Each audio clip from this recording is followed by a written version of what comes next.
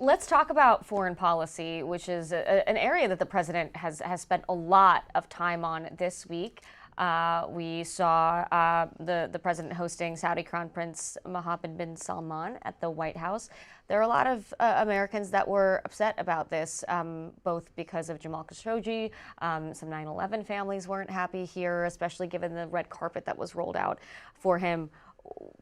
Have you two talked about this meeting and the significance that you're both on the Foreign Affairs Committee? Well, yeah, Tim and I go out and have tea and talk about Saudi Arabia all the time. All the time. Yeah. Right?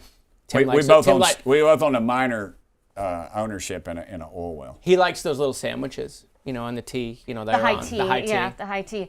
No, but seriously, what? I know you will, Tim. The president's approach to foreign policy is, I will talk to everyone. I will roll out the red carpet for everyone, even if it offends some people. Listen, I think what the president is trying to do with Saudi Arabia is a good thing. That doesn't erase 9/11. It doesn't erase what happened to the journalist. And those things should be recognized. I think the president minimizing that, I disagree with him on that, what he did in the Oval Office. But that doesn't mean we shouldn't move forward, right? China is a major threat.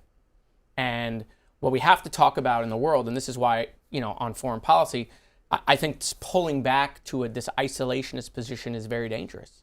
Because, you could do that if there wasn't another player out there willing to come into the vacuum. But everywhere we withdraw, China is coming in, and they're coming in with money and military support.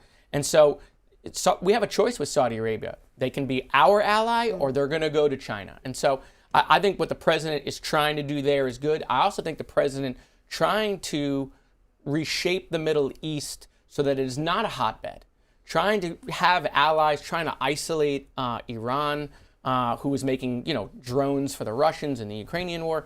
I mean, there's a lot that runs through the Middle East right now, right? And that Saudi Arabia is a huge player with. Getting them into the Abraham Accords is a reset for the whole Middle East. See, this is why this show is so special, because here you have a Democrat praising Trump's foreign policy, and you're sitting here nodding along. What do you think about what he's saying? Well, let me put it so 95% of the population can understand what Jared just said.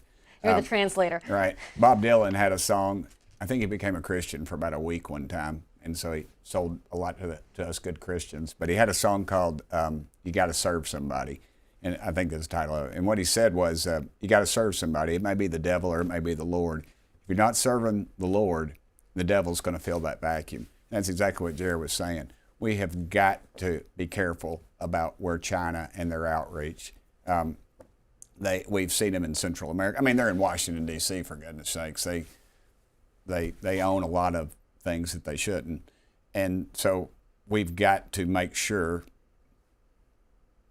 enemy of my enemy is my friend. In this case, and Abraham Accords is a perfect example of that. We've got to fill that void, because if we don't, China will, and they are a willing partner in anybody they think they can put the squeeze on this country.